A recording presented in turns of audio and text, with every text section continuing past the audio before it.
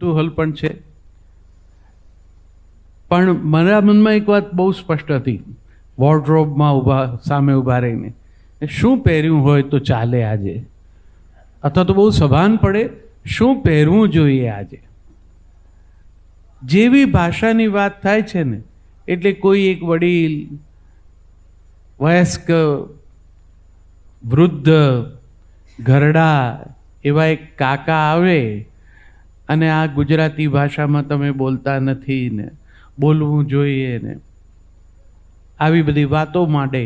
એટલે જેમના માથે પોતાના કાળા વાળ છે એવા લોકોને એ વાત ગમે નહીં, એટલે થોડી વાર પછી એમનો રસ ઉડી જાય.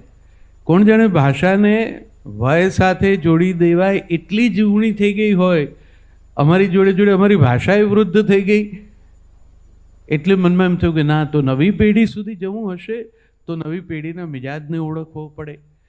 એમને જે પ્રકારે એમની ડ્રેસિંગ સેન્સ છે એની સાથે આપણે પણ કેમ ન જોડાઈએ. હા, કેરી કરી શકવા જોઈએ. કેવળ દેખાડો કરવા જાઓ તો પાછી વધારે મૂંઝવણ ઊભી થાય. એટલે મેં બહુ હેતુપૂર્વક મારી ભાષાની સાથે જોડાઈ ગયેલી આ ગેરસમજ, મારી એટલે માતૃભાષા ગુજરાતી સાથે, એ દૂર કરવા આ ભાષા વયની દ્રષ્ટિએ તો નરસૈયા જેટલી જૂની છે. પ્રેમાનંદે એમ ગાયું કે ભાખું ગુજરાતી ભાખા, એટલે એટલા વર્ષો જૂની છે. જૂની છે એટલે પછી ઘરડી થઈ ગઈ એમ કેમ માની લેવું. જે વસ્તુ શરાબ માટે લાગુ પાડો એ ભાષા માટે કેમ ન લાગુ પડાય. જૂની થઈ તો એ વધારે પક્વ છે, એનો નશો વધારે છે. અને જેણે એને પીધી છે ઘટક ઘટક, અને આ બંને મિત્રો જેમણે આજે આપણી સામે એના પ્યાલા છલકાવી આપ્યા અને આપણે પીધા, એટલે આપણને ખબર છે કે આનું કવચ શું છે, આનો મિજાજ શું છે, એના રંગ, એની છટા શું છે. જ્યારે એ કાંત કે કલાપીની ભાષા બને છે ત્યારે એ જુદી છે. મેઘાણીભાઈ પાસે આવે છે ત્યારે જુદી છે. ચારણી છંદો કાગ બાપુની પાસે આવે છે ત્યારે વળી એ જુદો મિજાજ દાખલ કરે છે. એટલે કદી મુલાયમ મોર પીછશી અને કદી તાતી તલવાર, ક્યાંક મોરના ટવકા જેવી ને ક્યાંક સાવજની ડણક જેવી છે આ ભાષા. એવી એટલું વૈવિધ્ય જે ભાષા પાસે હોય એ ભાષાની વકીલાત કરવી જ ન પડે. એ તો એના કવત ને દૈવતથી ઊભી છે ને ઊભી રહેવાની. માત્ર એક અન્ય સમજ જે વ્યવહારુ વ્યાવસાયિક કારણોસર પ્રચારમાં આવી, એમાં થોડુંક આપણને એમ થયું કે આ ગુજરાતી જાણવા ભણવાથી આપણે ભવિષ્યમાં આપણી જે ઉજ્જવળ કારકિર્દી ઇન્ટુ ઇન્વર્ટેડ કોમાસ એ સિદ્ધ કરવા માગતા હોઈશું તો એમાં એ કામ નહીં લાગે. ગુજરાતીમાં ઇન્ટરવ્યૂ આપવા જશું એટલે પેલા ભાઈ આપણને પાસ નહીં કરે. ગુજરાતી આવડે છે ને અંગ્રેજી નથી આવડતું એટલે જે લઘુતાનો ભાવ છે એ મારી અભિવ્યક્તિને આભળે એટલે સ્વાભાવિક છે કે મારો આત્મવિશ્વાસ હોય તોય ઓછો થઈ જાય. હું જ્યારે ઇન્ટરવ્યૂ લેવા બેસું છું ત્યારે વિદ્યાર્થીઓને ભણાવું પણ છું. એટલે પૂછું તો એમના હાથમાં એમણે તૈયાર કરેલું જે ડેઝર્ટેશન છે એની કોપી પણ રહેવા દઉં અને પછી એમને કહું કે આ પાના ઉપર તમે આવું તમારું જે સંશોધન તારવ્યું છે એ મને સમજાવો. હવે એ આખી વાત અંગ્રેજીમાં કહીએ તો એને મૂંઝવણ થાય. એણે તૈયાર કર્યું છે પેપર અંગ્રેજીમાં, પણ એ કટ પેસ્ટનો સંસ્કાર છે. એટલે એણે પોતે ચોંટાડ્યું છે, વાંચ્યું નથી. એટલે વિચારવું તો પછીની વાત છે. પછી એ મૂંઝાય છે. કેટલાક એવા હોય છે કે જેમને આવડતો હોય વિષય, પણ એમને એમ થાય કે હું અંગ્રેજીમાં બોલવા જાઉં છું તો નહીં બરોબર કહી શકું. અને પછી મૂંઝવણમાં ને મૂંઝવણમાં એ હાથમાં આવેલી તક ગુમાવે. એવી વખતે આત્મવિશ્વાસ સાથે તમને જે ભાષા આવડે છે એ ભાષામાં તમારી રજૂઆત કરો. મને તો શ્રદ્ધા છે કે ઇન્ટરવ્યૂ લેનારાઓ દરેક જણ આવનાર વ્યક્તિને અંગ્રેજી સરસ આવડવું જ જોઈએ એવા આગ્રહથી નથી બેસતા. એમને જે પ્રતિભાની જરૂર છે એ જો તમારામાં હોય તો ભાષા તો એક માધ્યમ છે, એક ટૂલ છે, સમયાંતરે શીખી શકાય એવી છે. તમારું પોસ્ટિંગ કોઈ બીજા રાજ્યમાં થાય. આપણા બધા આઈએએસ મિત્રો છે, આઈપીએસ મિત્રો છે, એ બધાની તો શરતનો ભાગ છે કે એમણે ગુજરાતી શીખી લેવું જોઈએ. પરિણામે કેમેરા સામે પણ એ જરાય સંકોચ વગર એમને જે રીતે ફાવે છે એ રીતે ગુજરાતીમાં ઉત્તર આપે છે. તો જે સર્વોચ્ચ પદ છે એમાં પણ માતૃભાષા જે તે વિસ્તારની એ શીખવી એ અનિવાર્ય શરત છે. તમારે શેને માટે મોડા પડવું જોઈએ? જો તમે ગુજરાતમાં જ રહેવાના હો, ગુજરાતમાં કામ કરતા હો, તો ગુજરાતીઓ તો નોકરીઓ આપે છે, ગુજરાતીઓ નોકરીએ રાખે છે. ગુજરાતી નોકરી કરવા એમને ત્યાં જાય તો એને ખબર છે કે મારા સાહેબ, મારા શેઠ, મારા માલિક જે કોઈ છે તે ગુજરાતી સમજે તો છે. તો શેને માટે આપણી ભાષા વિશે સંકોચ અનુભવવો? મારી ભાષા એ જે આખા આજના વક્તવ્યનો પ્રથમ ભાગ છે એ મારા માટે એટલા માટે અગત્યનો છે કે એનો ગૌરવબોધ ઓછો થઈ ગયો છે. એટલે જ પેલી મારી આશા વિશે આપણને ચિંતા થાય. આ ભાષાનું ગૌરવ કરો. જગતના ઉત્તમ સર્જકોએ એમની ભાષાઓમાં જે કામ કર્યું છે ને એનાથી દોરાવાય ઓછું કામ અહીંયા નથી થયું. આજ મહારાજ જલ પર ઉદય જોઈને ચંદ્રનો હૃદયમાં હર્ષ જામે, આવી પંક્તિ જે ભાષા કહી શકે. કામિની કોકિલા કેલી કૂજન કરે, સાગરે ભાસતી ભવ્ય ભારતી. અને એ બધા કરતા બહુ પહેલા તો નરસિંહ આવીને એમ કહી ગયો, ચિત્ત ચૈતન્ય વિલાસ તદ્રૂપ છે, બ્રહ્મ લટકા કરે બ્રહ્મ પાસે. આવું કોસ્મિક વિઝન એ આ ભાષામાં ઉતરી શકે.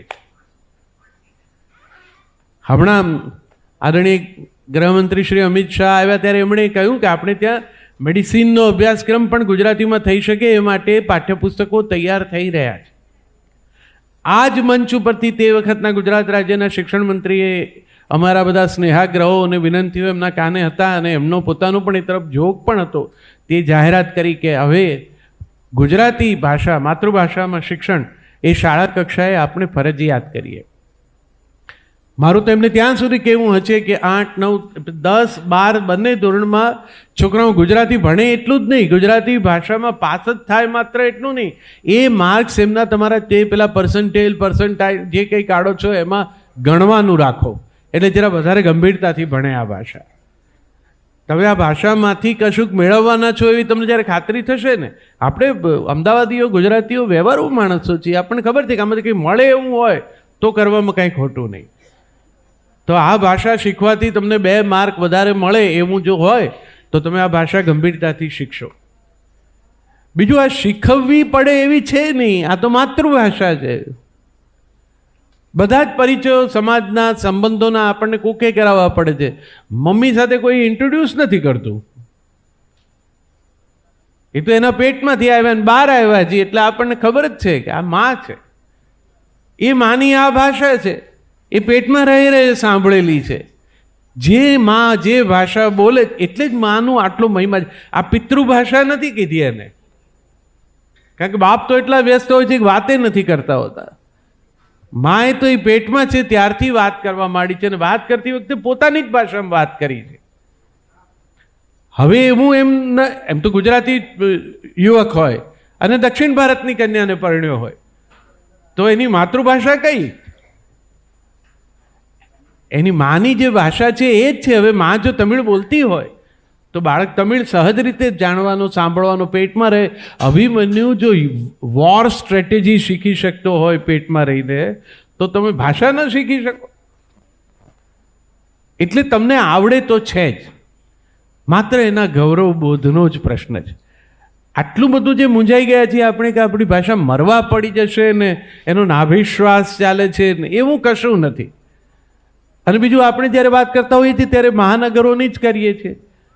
હું અમદાવાદની શું શૈક્ષણિક સ્થિતિ છે કે મુંબઈની પરિસ્થિતિ કેવી છે, કલકત્તાના ગુજરાતીઓ શું કરે છે, એવી જ વાતો કરું તો ત્યાં તો જે તે વિસ્તારની પોતાની ભાષા હોય એ ભાષા વધારે ચાલતી હોય. ભાષા વિજ્ઞાનનો હું વિદ્યાર્થી છું. એક લિંક લેંગ્વેજ છે કે જેને કારણે તમે સમાજમાં જઈને કામ કરવા માંગો છો, એ કામ સરળ થાય એવું છે. તો એ ભાષા તમે શીખી જ જાઓ. અહીંથી ભણી ગણીને જેટલા છોકરાઓ પરદેશમાં જાય તે બધા પોતાનું કામ સોરવી લે છે કે નહીં? કલકત્તા જાય બધા બોલી જ શકે છે થોડા વખત ગુજરાતી. કેટલા બધા ગુજરાતીઓના ઘરમાં મુંબઈમાં મરાઠી બોલાય જ છે. કામવાળી બાઈ સાથે એ લોકો મરાઠીમાં જ વાત કરે છે અને બહુ ફ્લુએન્ટલી કરે છે. મારી બહેન આફ્રિકામાં પરણી છે, એ સ્વાહિલીમાં જ્યારે વાત કરતી હોય છે ત્યારે ત્યાંના માણસને પણ મૂંઝવણ થાય. એ તો અહીંયા જ ભણી છે, ગુજરાતી માધ્યમમાં ભણી છે અને ડાક્ટર થઈને ત્યાં ગઈ છે, પણ એ સ્વાહિલી બોલે છે અને સરસ રીતે બોલે છે. અને સામે પક્ષે એના ઘરે જે લોકો કામ કરે છે એ લોકો પણ આપણે મળી ગયા હોઈએ નાયરોબી એના ઘેર, એટલે આપણે પૂરતી સભાનતા સાથે કે ના ભાઈ આપણે અભણ નથી, એટલે એના ઘેર જ કામ કરતો હોય પણ તોય આપણે એમ થાય કે આપણે જરા કામ છાકો શરૂઆતમાં પાડવો જોઈએ, એટલે આપણે પછી ગુડ મોર્નિંગ એમ કહીએ. એ હાથ જોડીને તમને જય Shri Krishna. Circle of communication completes. હવે એ માટે જ છે આ ભાષા. તો તમે એ વાત મનમાં પહેલાં જ સ્પષ્ટ કરી લીધું કે સાહિત્ય અને ભાષા એમ આપણે ભેગું નહીં કરી નાખીએ. બધાને લિટરેચરમાં રસ હોવો જ જોઈએ અને સમજણ હોવી જ જોઈએ એવું નથી, બને જ નહીં. તમે ગુજરાતી માધ્યમમાં ભણ્યા છો ને તમારા વર્ગમાંથી તમે કદાચ કવિતામાં રસ પડ્યો, તમારી જ બાજુમાં બેન્ચમાં બેસતો તમારી સાથીદાર હોય એ કંઈક ગણિતમાં રુચિ ધરાવતો હોય, એ કંઈક બીજી પ્રવૃત્તિમાં એને વધારે રસ હોય, એટલે એક જ ખંડમાં એક જ શિક્ષક એક જ વિષય ભણાવે તો પણ એને ઝીલનારાના રસરુચિ અનુસાર એ જાય. એટલે બધાને કવિતા આવડવી જ જોઈએ એ ગેરસમજ મારા મનમાં નથી, એવો મારો હઠાગ્રહ પણ નથી. મારી ભાષા આવડે એને કાંત અને કલાપીની કવિતા આવડવી જ જોઈએ એવો ખોટો ખ્યાલ મારા મનમાં જરાય નથી. કારણ કે જેટલાને અંગ્રેજી આવડે છે એ બધાને વર્ડ્સવર્થ અને શૈલીની ખબર નથી. કવિતા એ તો અભિવ્યક્તિનું શિખર છે, ત્યાં સુધી જઈ શકાય તે તો બહુ જુદી ભૂમિકા છે, એ બધા ન જાય. પણ હા, આ મારી ભાષા તમને ત્યાં સુધી જવા માટે ઉપયોગમાં આવે છે. એટલે કાળી ધોળી રાતી ગાય ને પીવે પાણી ચરવા જાય એમાં તમને સમજ પડવા માંડે તો કેટલું બધું જોડે જોડે આવે છે. ગાય માટેનો પ્રેમ એ આવે છે. વાછરડા પર હેત અપાર એમ કહો એટલે મા અને દીકરીના સંબંધની વાતનું પણ સરસ સૂચન છે. દરેક ભાષા પોતાની સંસ્કારિતા, પોતાનું સમાજ, એની ભૂગોળ, એનું ઇતિહાસ, એની નાગરિકતા બધું લઈને આવે અને કેવા મજાના શિક્ષણ આપી દે છે.